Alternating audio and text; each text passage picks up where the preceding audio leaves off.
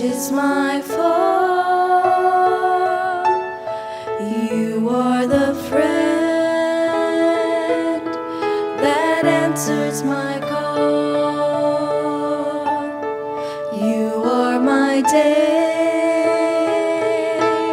and you are my night. You are my love, and all of my life.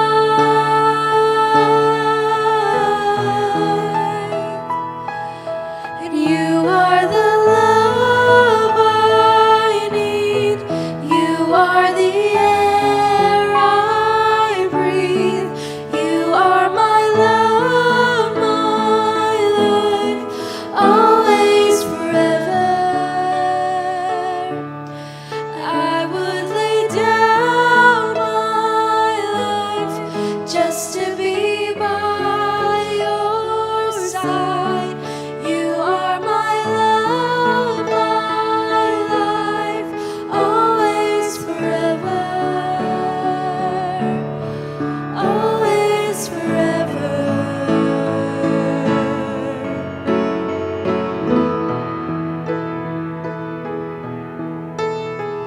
You are the grace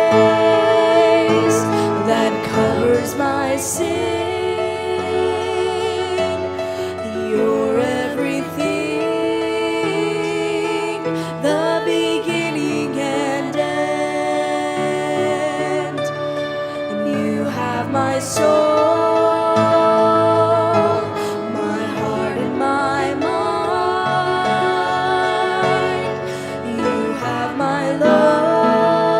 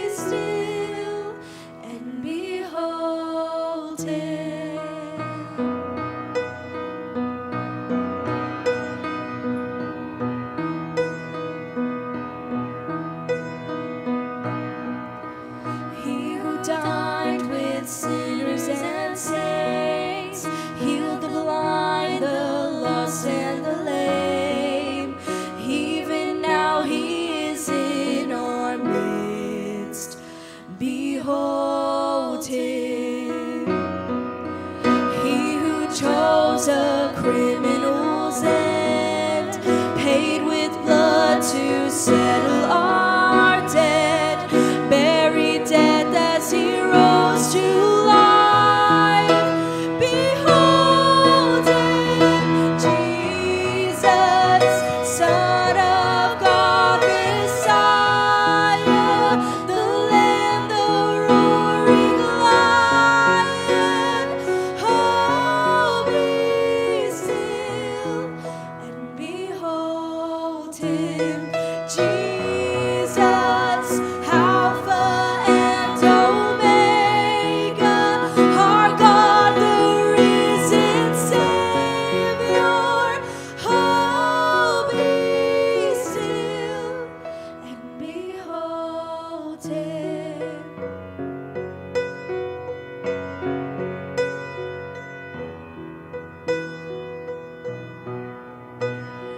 Holy, holy, holy is the Lord God Almighty.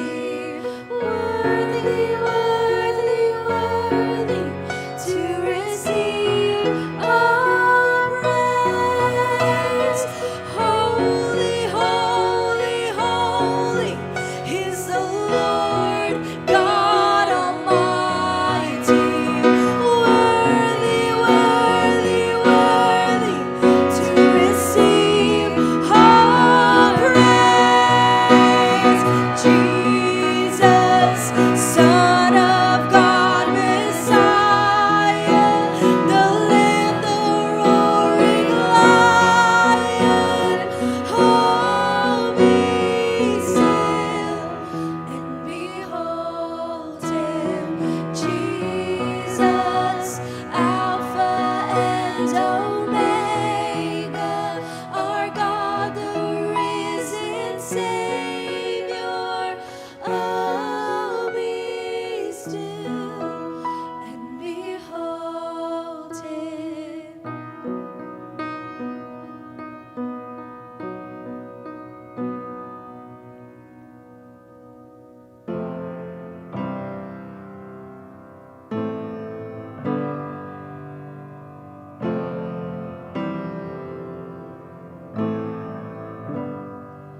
This is communion, your body broken, the cup we're drinking is bittersweet,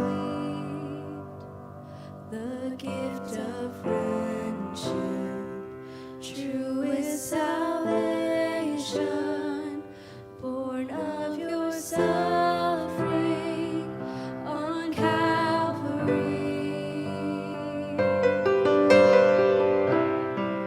We remember the sacrifice of love. We remember the blood poured out for us. We remember the only Son of God upon the cross. From stain to spotless, from wrath to favor, through you our Savior, the work complete, in full repentance, led by your kindness, partake of presence as we receive.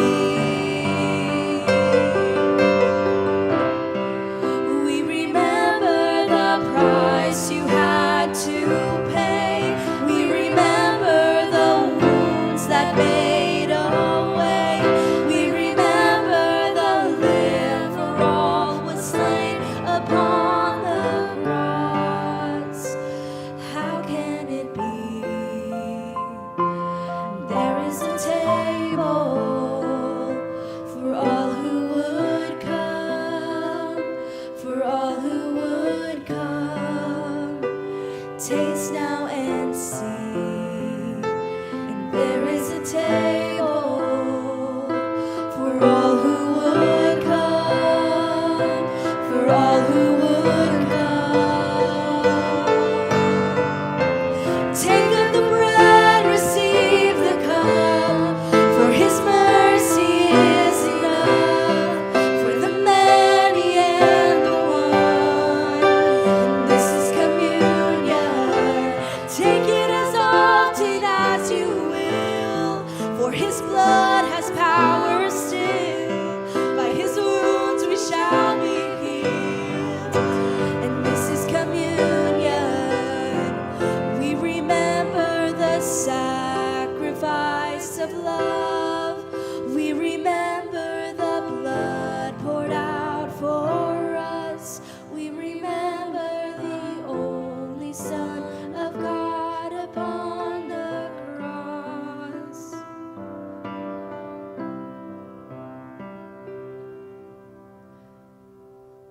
Father, I thank you for how you demonstrated the perfect love by sending your Son, Jesus, who is the Alpha and Omega, who is our Savior, who is the Almighty, came down as one of us. He humbled himself and came to serve.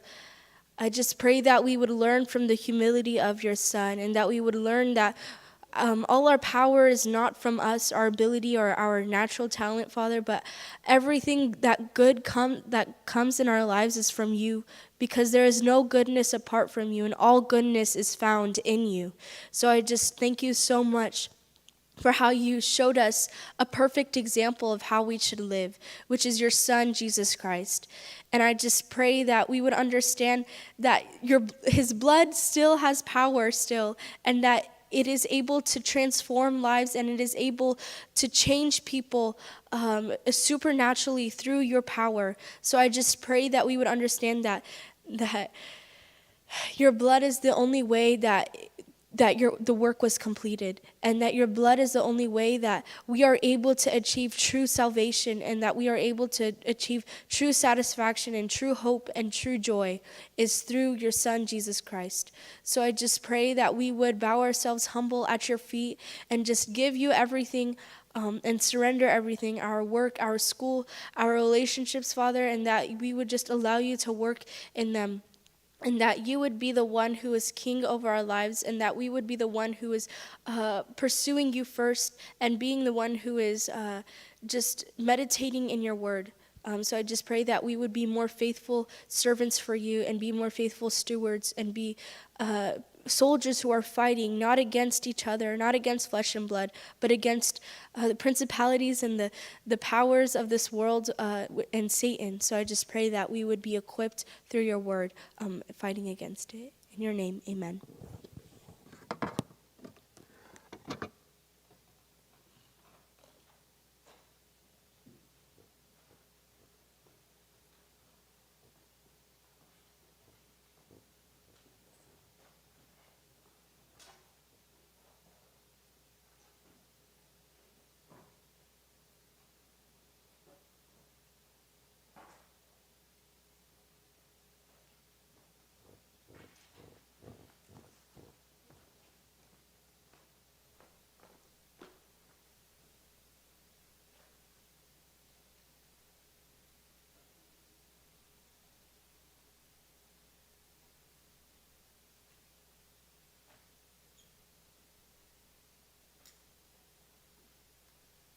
So we are coming to Genesis 29, and Shally is going to come and read for us Genesis 29 because it's about Rachel.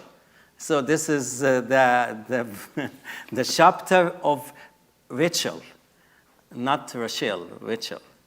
Okay, so if Rachel comes here to read for us Genesis 29, only from 1 to 14. From verse 1 to verse 14. I have the Bible here, Shelley. Come in here.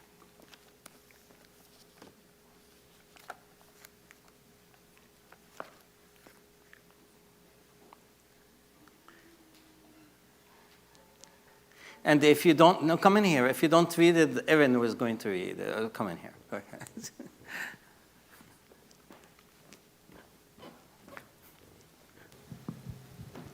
Genesis chapter 29, verses 1 through 14. So Jacob went on his journey and came to the land of the people of the east. And he looked and saw a well in the field, and behold, there were 3 flocks of sheep lying by it, for out of that well they watered the flocks. A large stone was on the well's mouth. Now all the flocks would be gathered there, and they would roll the stone from the well's mouth, water the sheep, and put the stone back in its place on the well's mouth. And Jacob said to them, "My brethren, where are you from?" And they said, "We are from Haran." Then he said to them, "Do you know Laban the son of Nahor?" And they said, "We know him." So he said to them, "Is he well?" And they said, "He is well. And look, his daughter Rachel is coming with the sheep." Then he said, "Look, it is still high day. It is not time for the cattle to be gathered together. Water the sheep and go and feed them." But they said, "We cannot until all the flocks are gathered together, and they have rolled the stone from the well's mouth, and we water the sheep." Now while he was still speaking with them, Rachel came with her father's sheep, for she was a shepherdess. And it came to pass, when Jacob saw Rachel, the daughter of Laban his mother's brother, and the sheep of Laban his mother's brother, that Jacob went near and rolled the stone from the well's mouth, and watered the flock of Laban his mother's brother. Then Jacob kissed Rachel, and lifted up his voice, and wept. And Jacob told Rachel that he was her father's relative, and that he was Rebekah's son. So she ran and told her father. Now it came to pass, when Laban heard the report about Jacob his sister's son, that he ran to meet him, and embraced him and kissed him, and brought him to his house. So he told Laban all these things. And Laban said to him, "Surely you are my bone and my flesh." And he stayed with him for a month. You can continue for 5 more verses, please. Then Laban said to Jacob, "Because you are my relative, should you therefore serve me for nothing? Tell me, what should your wages be?" Now Laban had 2 daughters. The name of the elder was Leah, and the name of the younger was Rachel. Leah's eyes were delicate, but Rachel was beautiful of form and appearance. Now Jacob loved Rachel, so he said, "I will serve you 7 years for Rachel your younger daughter." And Laban said, It is better that I give her to you than that I should give her to another man. Stay with me." So Jacob served 7 years for Rachel, and they seemed only a few days to him because of the love he had for her. Then Jacob said to Laban, "Give me my wife, for my days are fulfilled, that I may go into her." And Laban gathered together all the men of the place and made a feast. Now it came to pass in the evening that he took Leah his daughter and brought her to Jacob, and he went into her. And Laban gave his maid Zilpah to his daughter Leah as a maid. Okay, the last verse. So it came to pass in the morning that, behold, it was Leah, and he said to Laban, "What is this you have done to me? Was it not for Rachel that I served you? Why then have you deceived me?" All right, so we are coming to changing. Why I did that? Because I changed my word 3 times here. I told Shelley that, just read for 20, for how many, 14? For 14, 7 by 7, 14. But I changed it after that. I say, no, just stick for 7, 6, and so and so. That's what happened to Jacob, He told them 7 years, and then another 7 years, and then 6 years. He served him for 20 years. And he changed his words to Jacob how many times? Anybody knows how many times Laban changed his word? How many times? Shelley, how many times Laban? It's not like in the morning and when you have the lecture and somebody picking you. But I'm just, okay, so how many times? 10 times. How can we know that? From Genesis 31st. And when the last meeting between Jacob and Laban. If you read Genesis 29 and then Genesis 31, how it started and how it ends, you will be amazed, how things can start so good and so lovely, and you are my body, you are my flesh, It's like somebody is going to marry somebody, That's what Adam told Eve, you are, or told God, that in Genesis 2, you are flesh of my flesh and bone of my bone, you know. So let us see how this interesting story of Jacob and Laban. If we go to Genesis 29.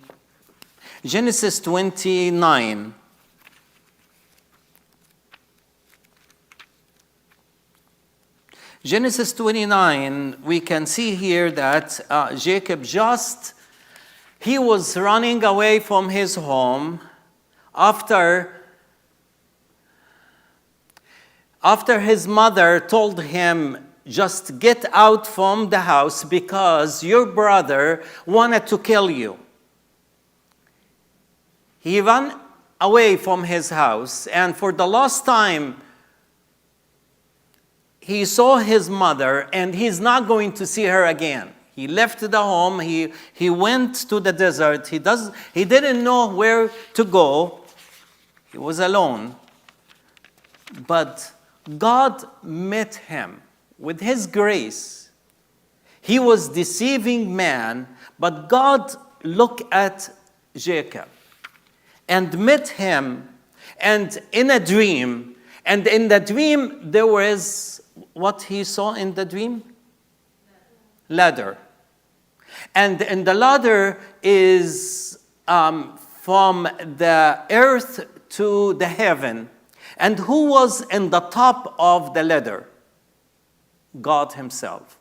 Watching. And who is going up and down in the ladder? The angels going up and down. And when Jacob, look at the ladder and in the dream and saw God in control of his life. He saw that God on the top. He is in the heaven looking down to Jacob. When he was alone, when he was in the desert, when he was afraid, when he was having no direction, when he was lost in the midst of the desert, when it's dark, but there, in that place, God met Jacob. And Jacob said that place, what he called that place? Beth El. What's meaning of Beth El? Or Beth El in Arab? Beth El, or Bethel. Bethel or Beth El. Beth El means the house of God. You see, house of God could be a desert place, yes. God's house is not a church. God's house is not a place. God's house is his meeting with me and you, maybe in the desert, maybe in a place that nobody wanted to be there. God can change your place, your situation, your fears, whatever you are going through. When he meets with you, this is the place that you can call, this is the house of the Lord. I don't know where you are in your life, but maybe you are in the desert. Maybe you are in a place that there is a lot of surrounding you, a lot of fears, a lot of uncertainty, a lot of doubts about what's going to happen tomorrow in my life. But God meets you in that place and tell you, I am with you. And he repeat the promise that I am going to be with you. And he repeat the Abraham promise that I'm not going to leave you. I will be with you. Let us read the promise that God told Jacob in the desert. And then Jacob awake from his sleep and said, surely the Lord is in this place and I did not know it. And he was afraid and said, how is the place? This is none other than the house of God. And this is the gate of heaven. Then Jacob rose early in the morning and took a stone, and he had to put it at the head, set it up as a pillar. and poured oil on the top of it, and called the name of that place Bethel, but the name of that city had been Luz previously. Then Jacob made a vow, saying, if God will be with me and keep me in this way that I am going, and give me bread to eat and clothes to put on, so that I come back to my father's house in peace, then the Lord shall be my God. You see, there is a lot of doubt here. God told him all of these promises, but he said, if God will be with you, just somebody say that, God with me, don't be afraid. That's a promise. How many times God say, don't be afraid? Some people say, count it and say 365. That means every day you have a promise of God. I don't know if it's accurate or not, but it's just one time that he say, don't be afraid, I am with you, is enough. Just one time. One time. If we believe in God's promises, we will not put some if. If means you have doubt in God's promises. God help us to take his promises and believe it and live it.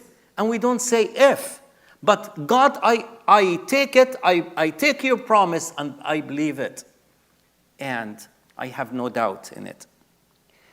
But after that meeting, in Genesis 29, Jacob went on his journey, but after he met the Lord. You see, God can direct your ways. We don't know our ways, but God directs your way. Maybe you are in that situation, in that season of your life, you don't know where to head, where to go. But the most important thing is to meet with the Lord. Meet with him. Know him. He will change your direction. He will guide your direction.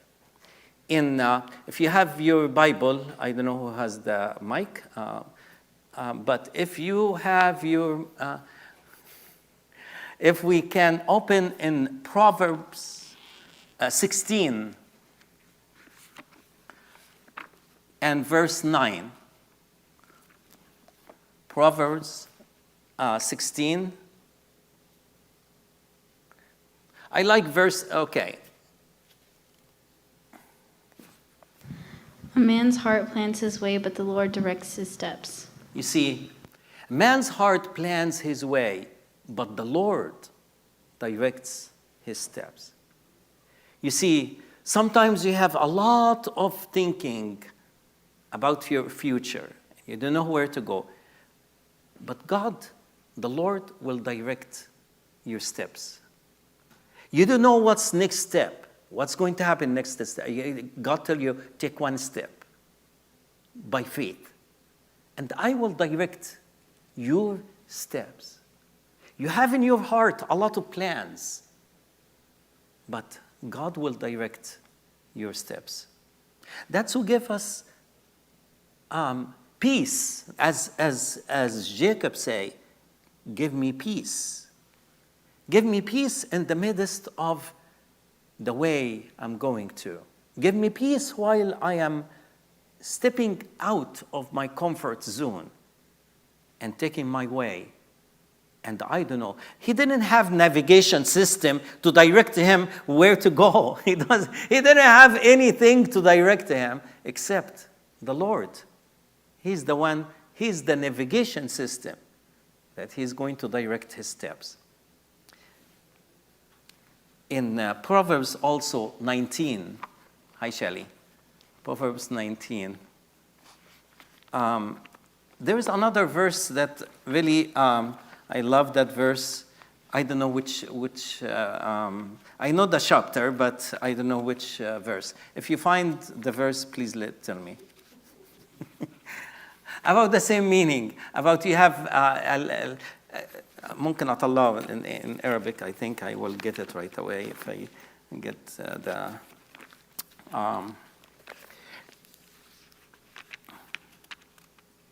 I will give you a chocolate if you get the verse. Oh, wow. Okay, my wife won. Okay. 19? 21. There are many plans in a man's heart, nevertheless, the Lord's counsel that will stand. There are many plans in a man's heart. Nevertheless, the Lord's counsel. مشورة الرب اللي هتثبت. That will stand. Nothing is going to fail in God's plan. You see, maybe you have a lot of plans in your heart. But you know what? God will direct your steps. The Lord counsel at the end will stand. Nothing in your plans, if it's not according to God's plan, is going to stand. Do we have that faith in the Lord so we can live in peace about our future? You know, Jacob would like any one of us starting their life, starting their future, and they don't know where to go. He's still looking for what? What do you think? What Jacob wanted in that step here? Once he met with the Lord and he's going in the journey, what he is looking for? Anybody can tell me, fast. Anybody can tell. What he's looking for. Hi, Sharif. What he's looking for. What he's looking for.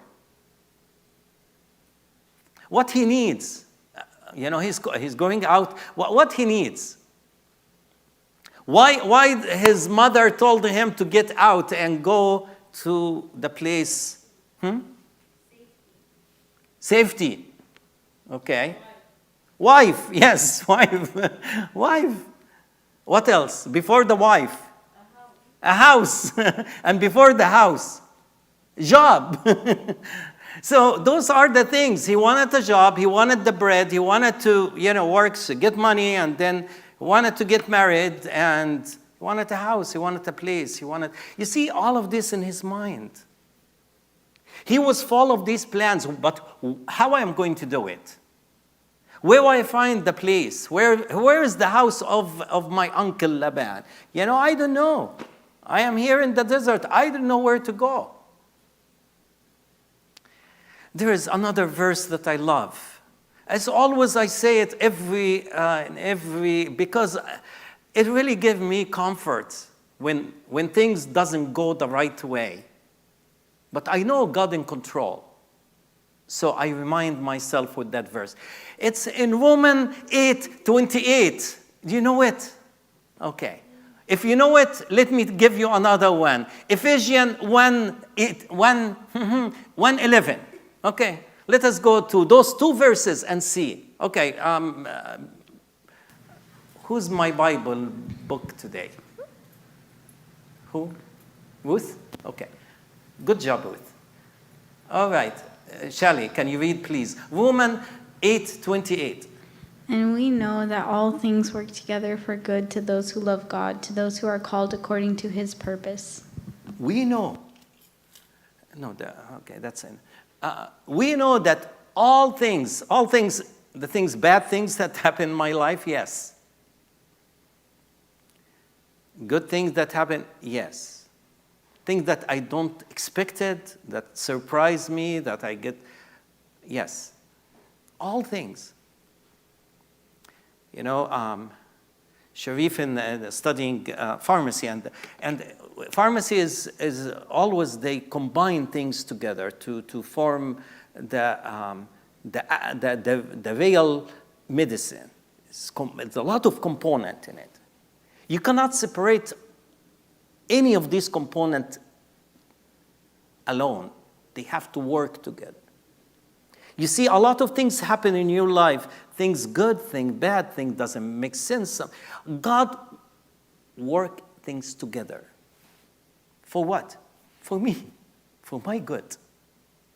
You don't see it, you don't feel it. Sometimes it tastes nasty.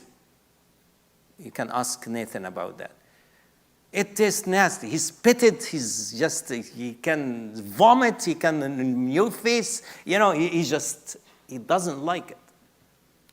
And a lot of things that happen in my life and your life could be the same way, that you don't like it. But we know that all things work together for good, for good, for good, because God is good. God is good all the time to those who have loved the Lord, to those who care, who are the called according. There is a calling. Jacob was called. God will fulfill all the promises. Ephesians 1:11. Ephesians 1:11. In him also we have obtained an inheritance, being predestined according to the purpose of him who works all things according to the counsel of his will. Do you love that verse? Is it powerful? Yes, it is. In him, we have obtained an inheritance. Jacob inherits that promise from the Lord. That according to God's plan, you see, God has a plan for you and for me before I'm here. He has a plan, predestined. According to the purpose of him who works all things according to the counsel of his will. I'm sorry I get into all of this, but let us go to Genesis 29 here and see why I'm put all of this, because we can see here all what we talk about in those verses. So Jacob went on his journey and came to the land of the people of the east. He doesn't know what kind of people. He just stopped at one step. You see, nothing accidental happened. Nothing in my life happened without a purpose. God planned everything in my life. And he directs my steps. He directs Jacob's steps. Next verse, please, Shelley, if you can read it faster than me. Genesis 29, verse 2. And he looked and saw a well in the field, and behold, there were 3 flocks of sheep lying by it. For out of that well they watered the flocks. A large stone was on the well's mouth. So large stone was in the well's mouth means, they are waiting to what? It was not the time to water the sheep. So what happened? Next verse, please. Now all the flocks would be gathered there, and they would roll the stone from the well's mouth, water the sheep, and put the stone back in its place on the well's mouth. That's according to their culture. But according to Jacob, is different. He wanted to change things here. Now, all flocks would be gathered there, and they would roll the stone from the well's mouth, water the sheep, and put the stone back in its place on the well's mouth. Next verse, please. And Jacob said to them, My brethren, where are you from? And they said, We are from Haran. So they didn't know anything, he's just asking the people. You see, and they say, we are from Haran. Well, Haran, just remember, next verse, please. Then he said to them, Do you know Laban the son of Nahor? And they said, We know him. So he actually was going to meet Laban, but he didn't know where he lives. He's just taking his steps, and God led his steps to Laban, to his uncle. After Jacob met with the Lord told him, I am with you. Don't be afraid. Don't be afraid. I will be with you. I will arrange your steps. I will guide you. And here we are. Next verse. So he said to them, Is he well? They said, He is well. And look, his daughter Rachel is coming with the sheep. So he's well. I mean, he's still alive. He never met him before, and he just hear about from his mom, because he's Laban, his sister, his mom's sister, his uncle. So he's well. Yeah, he's well. While he's asking about Laban, then Laban's daughter, that's what he was looking for, for a wife. He's going for a wife. His daughter Rachel is coming with the sheep. Next verse. Then he said, Look, it is still high day. It is not time for the cattle to be gathered together. Water the sheep and go and feed them. What he's talking to? Guys, are you with me? What he's talking here to? So once he looked and saw Rachel, what happened? There's a lot of people, right? So what he wanted to do? Huh? Yeah, I want to get rid of everybody to be alone with her. He's so sneaky. He deceived his father, deceived the mother, and now he's using his tricks, to be with Rachel alone. Okay, so that's not the culture. This is not the time to do it. But he say, well, this is my culture. This is my way, just to go and water the sheep now. Okay, next verse, please. But they said, We cannot until all the flocks are gathered together. And they have rolled the stone from the well's mouth. Then we water the sheep. That's the way we do it. But he wanted to do it the other way because he wanted to be alone with Rachel. Next verse, please. Now, while he was still speaking with them, Rachel came with her father's sheep, for she was the shepherdess. So he's still looking at Rachel. Next verse. And it came to pass, when Jacob saw Rachel, the daughter of Laban his mother's brother, and the sheep of Laban his mother's brother, that Jacob went near and rolled the stone from the well's mouth, and watered the flock of Laban his mother's brother. So now, come to pass. I love it. Come to pass. When Jacob saw Rachel, the daughter of Laban, his mother's brother, and the sheep of the Laban, his mother's brother, that Jacob went near and rolled the stone from the well's mouth. The stone, is it heavy or light? What do you think? Heavy needs how many people to roll it? I think the 3 guys or 4 the guys, But he just tried to show his muscles to, he just wanted to show off, right? His ability to do it. And I'm the man here. I rolled the stone from the well mouth and watered the flock of Lebanon, his mother's. Okay, next.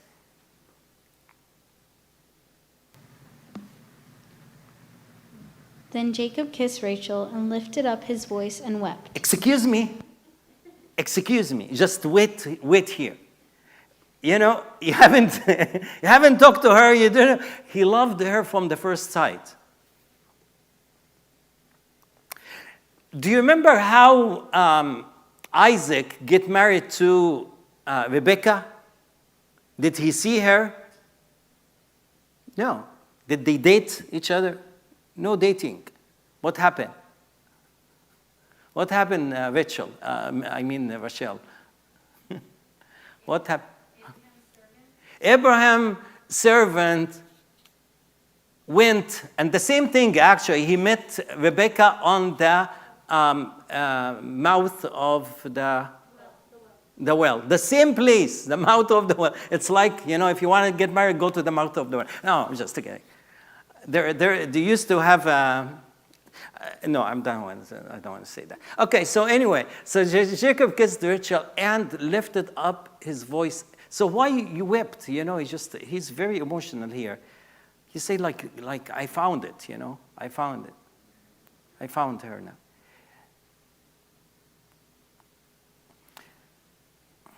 Sometimes we feel like it's the end of the story here. But that's the start.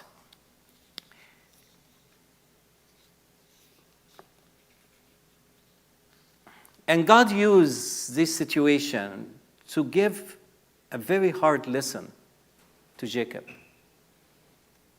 and to shape the character of Jacob. Next verse, please. And Jacob told Rachel that he was her father's relative and that he was Rebekah's son. So she ran and told her father. Next verse. Then it came to pass, when Laban heard the report about Jacob his sister's son, that he ran to meet him, and embraced him and kissed him, and brought him to his house. So he told Laban of these things. So, here the start, just a lovely, lovely, lovely story. And a lot of things in life start as like that, but unfortunately, the end in Genesis 31 is not really pretty. It's full of shame, full of blames, full of... Start with Laban, what he did when he reported about Jacob, his sister's son, that he ran to meet him. It's like very eager to meet him, and embraced him and kissed him, and brought him to his house and told Laban about all of the things. Next verse. Then Laban said to him, "Surely you are my bone and my flesh," and he stayed with him for a month. Start like lovely story here. It's not, anything bad, but it's just, it's full of emotions and love.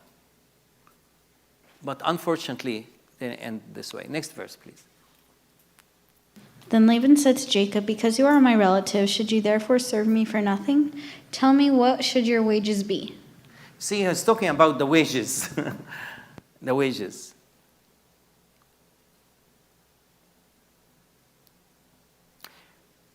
And who asked about the wages?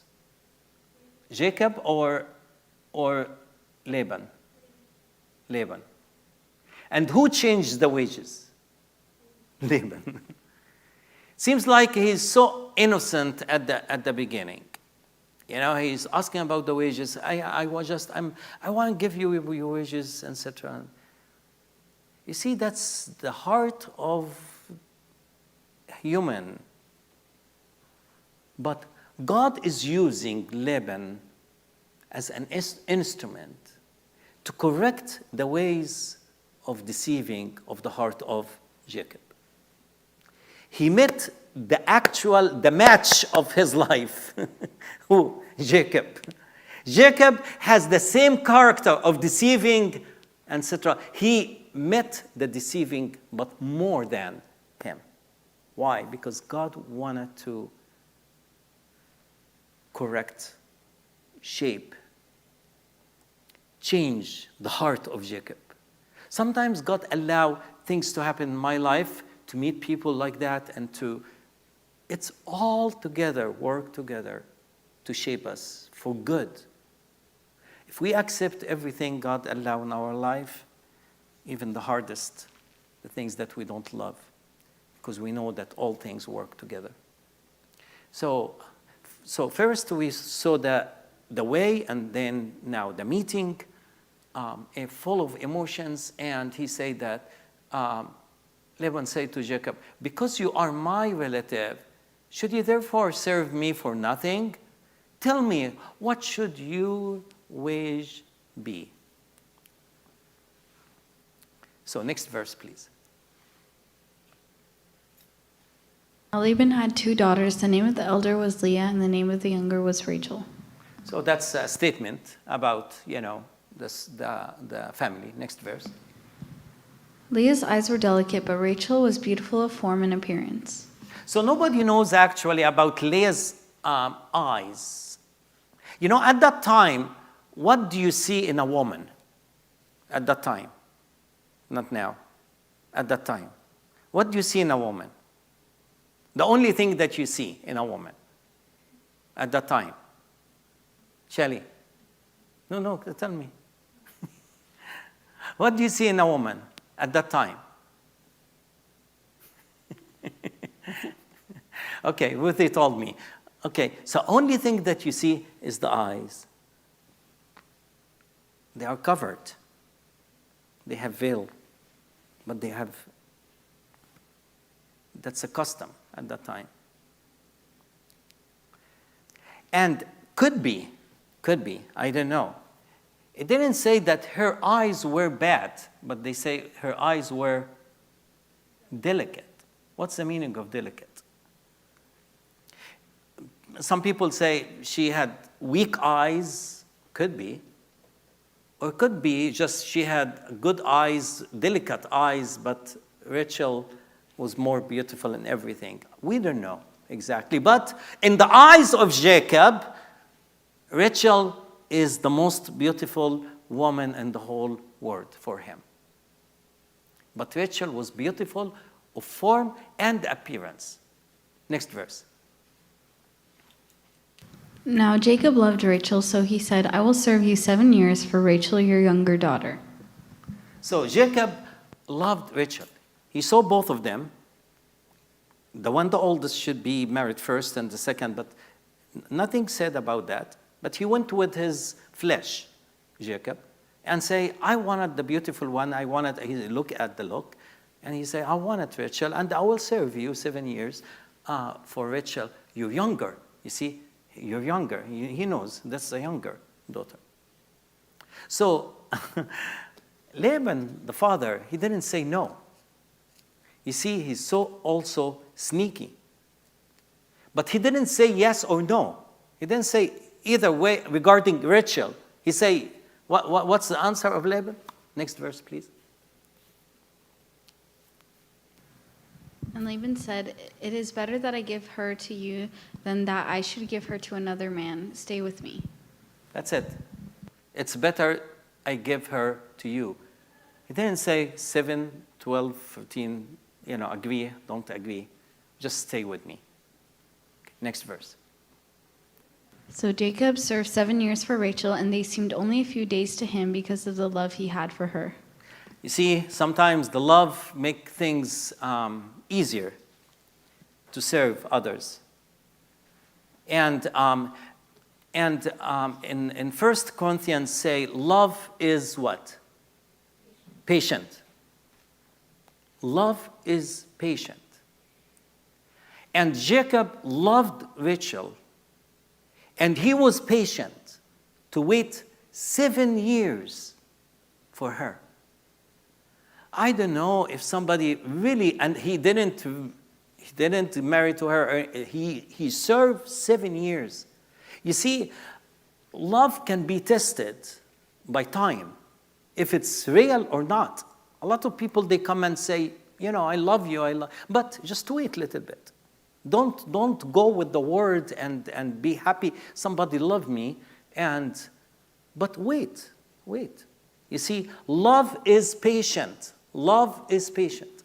We see here that he loved Rachel and he waited 7 years. And those 7 years seems only a few days to him because of the love he had for her. Just remember when I proposed to Heba, I live in Glendale, or I was working in Glendale. So Glendale, from Long Beach is far away. So each night, after I finished work, I drove all the way from Glendale to Long Beach after a long day of working.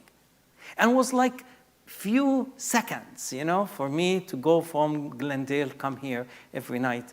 Because if you love somebody, So things can be so easy when there's love. And in our relationship also, sometimes things can be so harsh because we don't have love. I'm not saying that's, spiritual or anything. I'm just in general. Because of the love he had for her. Next verse, please. Almost there. Then Jacob said to Laban, give me my wife. You see, in 7 years, and then Laban should say what? Now, after 7 years, here is Rachel, is your wife. Which Jacob couldn't wait. He's the one who going, what are you waiting for? 7 years, done, you give me my wife. And he considered her my wife. She was not his wife, but he served 7 years. And he said, now she's mine. For my days are fulfilled. I pay my price. I didn't have money, but I serve for 7 years. See, it's like I became a servant for, like instead of giving her money, for the wedding or whatever, he just served 7 years. I fulfilled that I may go in to her. What's going to happen next? That's what we're going to learn next week. Because the story is so excited. But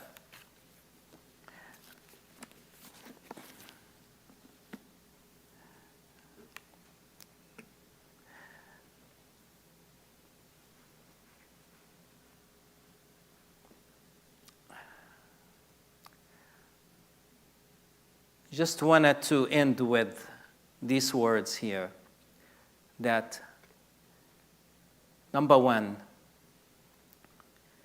meet with the Lord, know the Lord, and the Lord will direct your steps. And even if the steps is harsh, and maybe you meet people that they change their words many times in your life, maybe things doesn't go the right way, but we know that all things work together for good, for those who love the Lord. And we know that God is working and continue to work in the life of Jacob for his good at the end. He used a lot of difficult situations, a lot of difficult people, but God in control at the end. You see, he didn't even, we look at the situation and say, God, you left him. He has been deceived. No. God in control, even when people deceive you, when people treat you wrong, God in control, and he's using all things for good. Let us believe in God. Let us humble ourselves and say, Lord, I accept all things from your hand, because I know that you are here, that you are in Bethel. Bethel, I will live in Bethel, even in the desert, because I know that you are here. You are here in my life, and nothing will happen that is bad, because all things work together for good for those who love the Lord. Let us pray together.